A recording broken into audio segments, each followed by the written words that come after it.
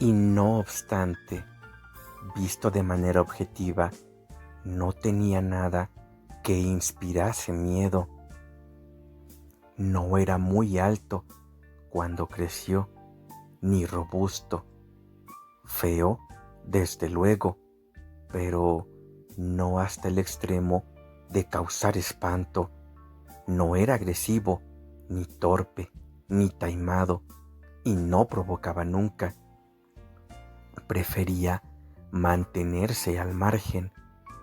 Tampoco su inteligencia parecía desmesurada.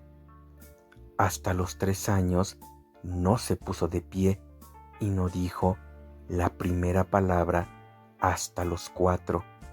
Fue la palabra pescado que pronunció como un eco en un momento de repentina excitación cuando un vendedor de pescado pasó por la Rue de Charonne anunciando a gritos su mercancía. Sus siguientes palabras fueron pelargonio, establo de cabras, Versa y Jacques Loreur, nombre, este último, de un ayudante de jardinero del contiguo convento de los Filles de la Croix, que de vez en cuando realizaba trabajos pesados para Madame Gallard y se distinguía por no haberse lavado ni una sola vez en su vida. Los verbos, adjetivos y preposiciones le resultaban más difíciles, hasta el sí y el no, que por otra parte tardó mucho en pronunciar. Solo dijo sustantivos, o mejor dicho, nombres propios de cosas concretas, plantas, animales y hombres, y solo cuando estas cosas, plantas, animales u hombres le sorprendían de improviso por su olor.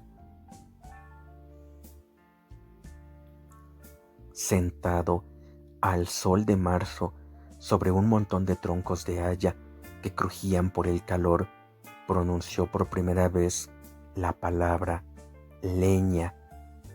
Había visto leña más de 100 veces y oído la palabra otras tantas, y además comprendía su significado porque en invierno le enviaban muy a menudo en su busca.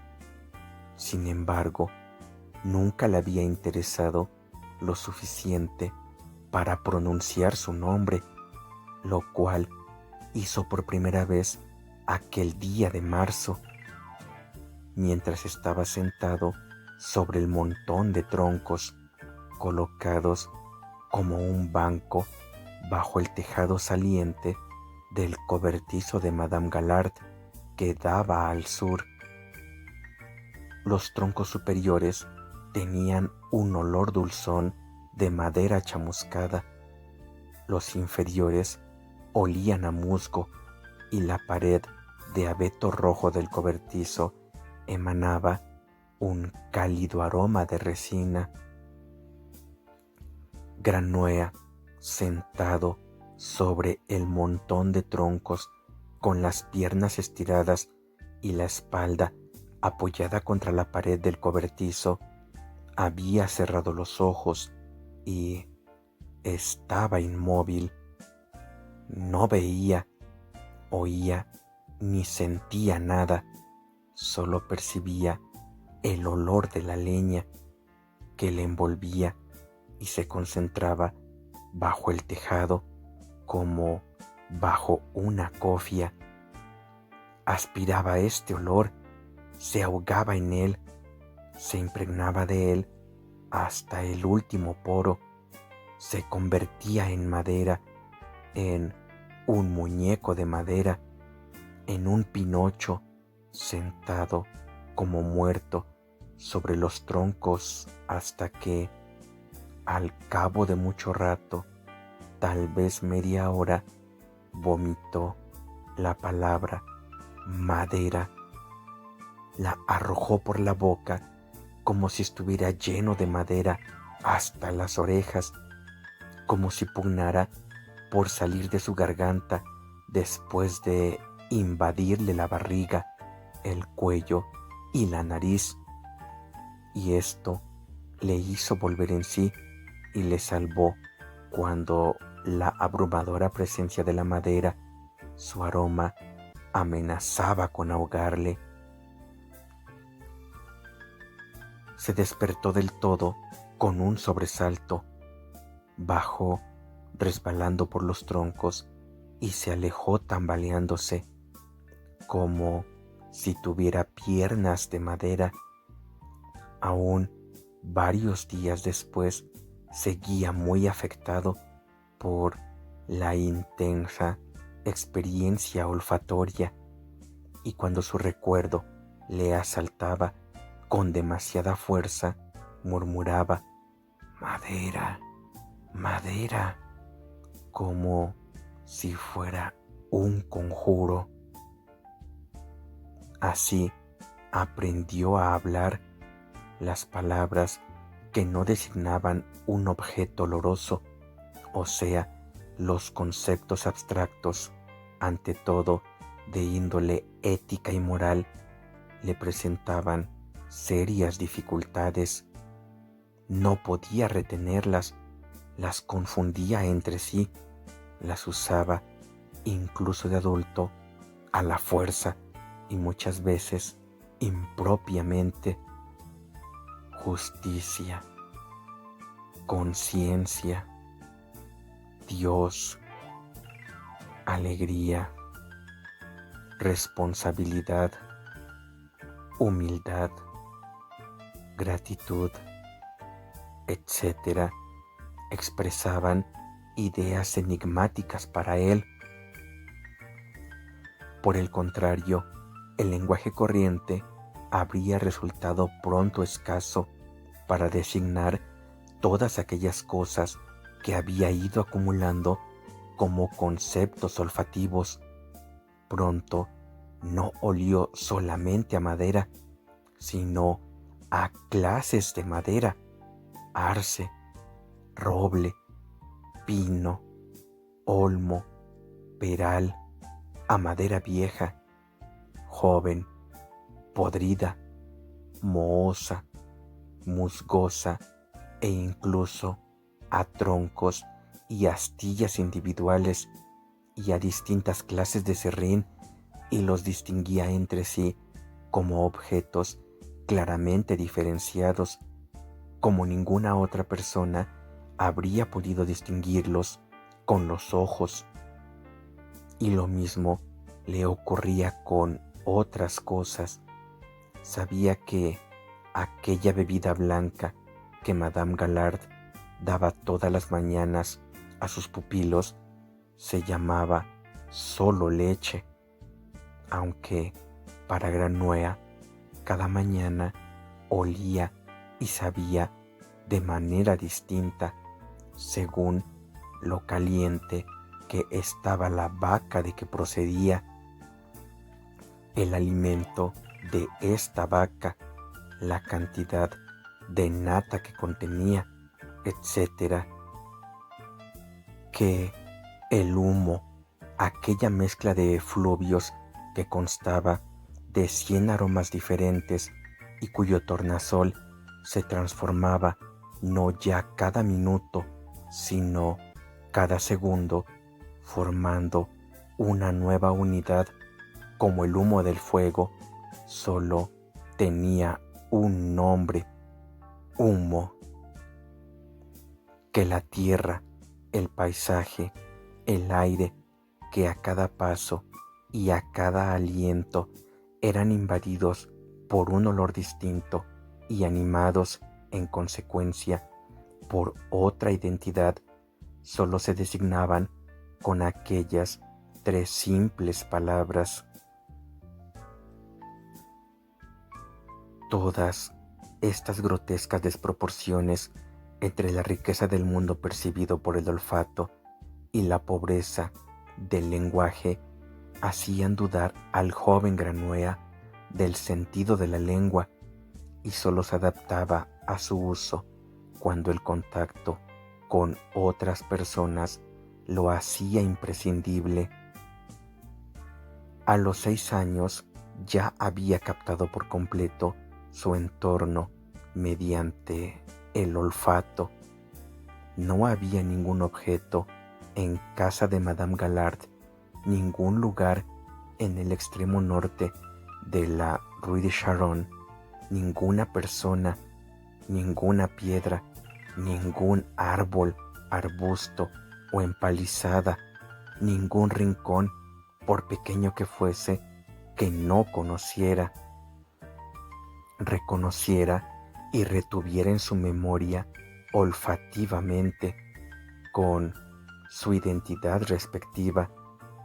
Había reunido y tenía a su disposición 10,000, 100,000 aromas específicos, todos con tanta claridad que no solo se acordaba de ellos cuando volvía a olerlos, sino que los olía realmente cuando los recordaba. Y aún más, con su sola fantasía, era capaz de combinarlos entre sí, creando nuevos olores que no existían en el mundo real. Era como si poseyera un inmenso vocabulario de aromas que le permitiera formar a voluntad enormes cantidades de nuevas combinaciones olfatorias. A una edad en que otros niños tartamudeaban con las primeras palabras aprendidas, las frases convencionales, a todas luces insuficientes para la descripción del mundo. Si acaso lo único con que podía compararse su talento era la aptitud musical de un niño prodigio que hubiera captado en las melodías y armonías el alfabeto de los distintos tonos y ahora compusiera él mismo nuevas melodías y armonías, con la salvedad de que el alfabeto de los olores era infinitamente mayor y más diferenciado que el de los tonos, y también de que aquella actividad creadora del niño prodigio, Granuea, se desarrollaba únicamente en su interior y no podía ser percibida por nadie más que por él mismo. Se fue volviendo cada vez más introvertido. Le gustaba vagar solo y sin rumbo por la parte norte del Faubourg Saint-Antoine, cruzando huertos, viñas y prados. Muchas veces no regresaba a casa por la noche y estaba días enteros sin aparecer. Luego sufría el correspondiente castigo de los bastonazos sin ninguna expresión de dolor. Ni el arresto domiciliario, ni el ayuno forzoso, ni el trabajo redoblado podían cambiar su conducta.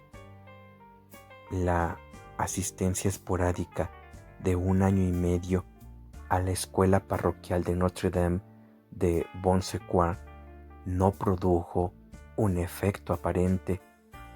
Aprendió a deletrear y a escribir el propio nombre, pero nada más. Su maestro le tenía por un imbécil. En cambio, Madame Gallard se percató de que poseía determinadas facultades y cualidades que eran extraordinarias, por no decir sobrenaturales. Por ejemplo, parecía totalmente inmune al temor infantil de la oscuridad y la noche. Se le podía mandar a cualquier hora con algún encargo al sótano, o donde los otros niños no se atrevían a ir ni con una linterna, o al cobertizo a buscar leña en una noche oscura, como boca de lobo, y nunca llevaba consigo una luz, a pesar de lo cual encontraba lo que buscaba y volvía enseguida con su carga, sin dar un paso en falso, ni tropezar, ni derribar nada. Y aún más notable era algo que Madame Gallard creía haber comprobado. Daba la impresión de que veía a través del papel, la tela o la madera y, sí, incluso a través de las paredes y las puertas cerradas. Sabía cuántos niños y cuáles de ellos se hallaban en el dormitorio sin haber entrado en él, y también sabía cuándo se escondía una oruga en la coliflor antes de partirla, y una vez que ella había ocultado también el dinero que no lo encontraba, cambiaba el escondite. Señaló, sin buscar un segundo, un lugar detrás de la viga de la chimenea, y en efecto, allí estaba. Incluso podía ver el futuro, pues anunciaba la visita de una persona mucho antes de su llegada y predecía infaliblemente la proximidad de una tormenta antes de que apareciera en el cielo la más pequeña nube. Madame Gallard no habría imaginado, ni en sus sueños, ni siquiera aunque el atizador le hubiera dejado indemne el sentido del olfato, que todo esto no lo veía con los ojos, sino que lo husmeaba con una nariz que cada vez olía con más intensidad y precisión. La oruga en la col, el dinero detrás de la viga, las personas a través de las paredes y a una distancia de varias manzanas. Estaba convencida de que el muchacho, imbécil o no, era un vidente, y como sabía que los videntes ocasionaban calamidades e incluso la muerte, empezó a sentir miedo, un miedo que se incrementó ante la insoportable idea de vivir bajo el mismo techo con alguien que tenía el don de ver a través de paredes y vigas un dinero escondido cuidadosamente, por lo que, en cuanto descubrió esta horrible facultad de Granuea, ardió en deseos de deshacerse de él, y dio la casualidad de que, por aquellas mismas fechas, Granuea tenía 8 años. El convento de St. Mary suspendió sus pagos anuales sin indicar el motivo. Madame Gallard no hizo ninguna reclamación. Por decoro, esperó otra semana, y al no llegar tampoco entonces el dinero convenido, cogió al niño de la mano y fue con él a la ciudad. En la Rue de la Mortellerie, cerca del río, conocía a un curtidor llamado Grimal, que tenía una necesidad notoria de mano de obra joven, no de aprendices u oficiales, sino de jornaleros baratos. En el oficio había trabajos: limpiar de carne las pieles putrefactas de animales, mezclar líquidos venenosos para curtir y teñir, preparar el tanino cáustico para el curtido, tan peligrosos que un maestro responsable no los confiaba, si podía evitarlo, a sus trabajadores especializados, sino a maleantes sin trabajo, vagabundos e incluso niños sin amo, por los cuales nadie preguntaba en caso de una desgracia. Como es natural, Madame Galard sabía que en el taller de Grimal el niño Granuea tendría pocas probabilidades de sobrevivir, pero no era mujer para preocuparse por ello. Ya había cumplido con su deber. El plazo del hospedaje había tocado a su fin. Lo que pudiera ocurrirle ahora a su antiguo pupilo no le concernía en absoluto. Si sobrevivía, mejor para él, y si moría, daba igual. Lo importante era no infringir la ley. Exigió a Monsieur Grimal una declaración por escrito de que se hacía cargo del muchacho. Firmó por su parte el recibo de 15 francos de comisión y emprendió el regreso a su casa de la Rue de Charonne sin sentir la menor punzada de remordimiento. Por el contrario, creía haber obrado no solo bien, sino además con justicia, puesto que seguir manteniendo a un niño por el que nadie pagaba redundaría en perjuicio de los otros niños e incluso de sí misma, y pondría en peligro el futuro de los demás pupilos y su propio futuro, es decir, su propia muerte privada, que era el único deseo que tenía en la vida. Dado que abandonamos a Madame Galard en este punto de la historia y no volveremos a encontrarla más tarde, queremos describir en pocas palabras el final de sus días. Aunque muerta interiormente desde niña, Madame Galard alcanzó para su desgracia una edad muy avanzada. En 1782, con casi 70 años, cerró su negocio y se dedicó a vivir de renta en su pequeña vivienda, esperando la muerte.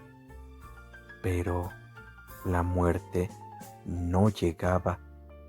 En su lugar llegó algo con lo que nadie en el mundo habría podido contar y que jamás había sucedido en el país, a saber, una revolución, o sea, una transformación radical del conjunto de condiciones sociales, morales y trascendentales.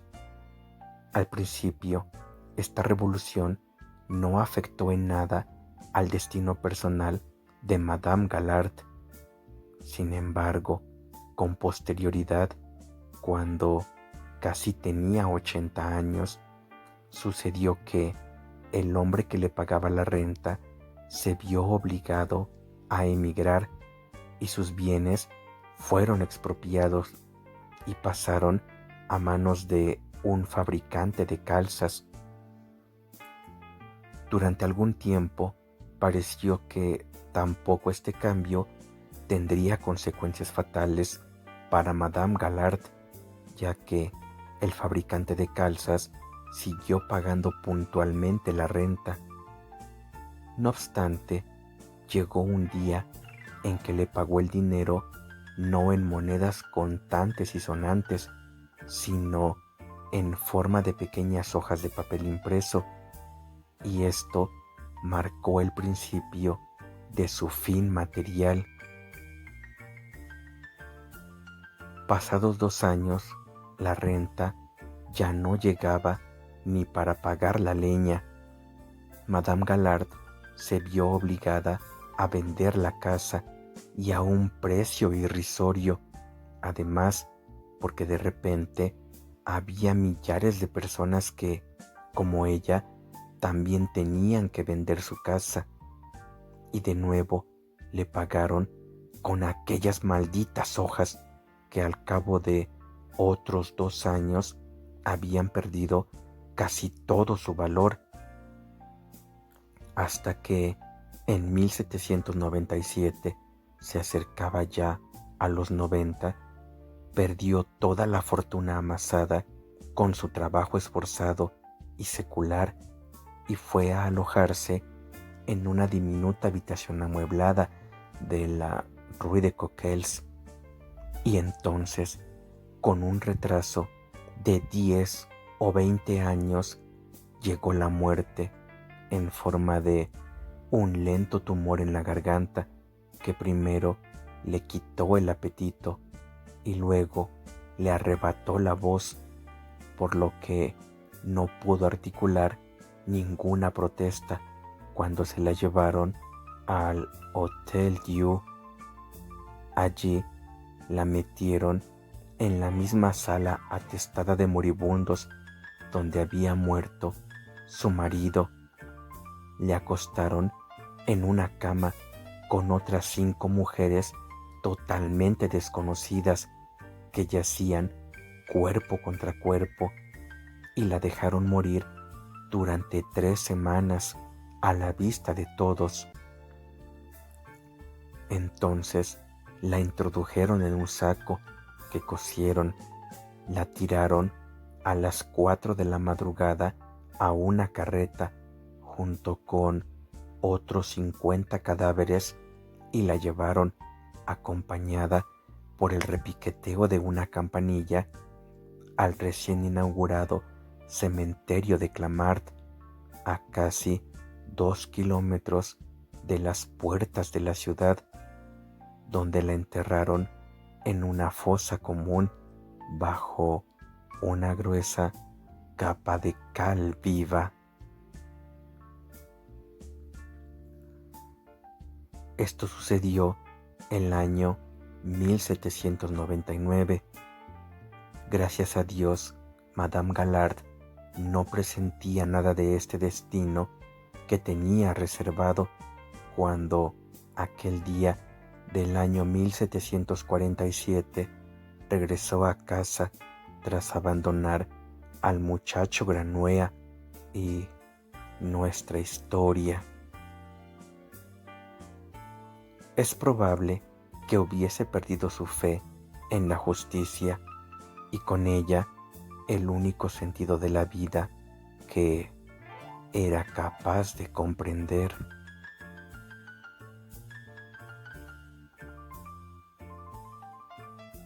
Capítulo 5.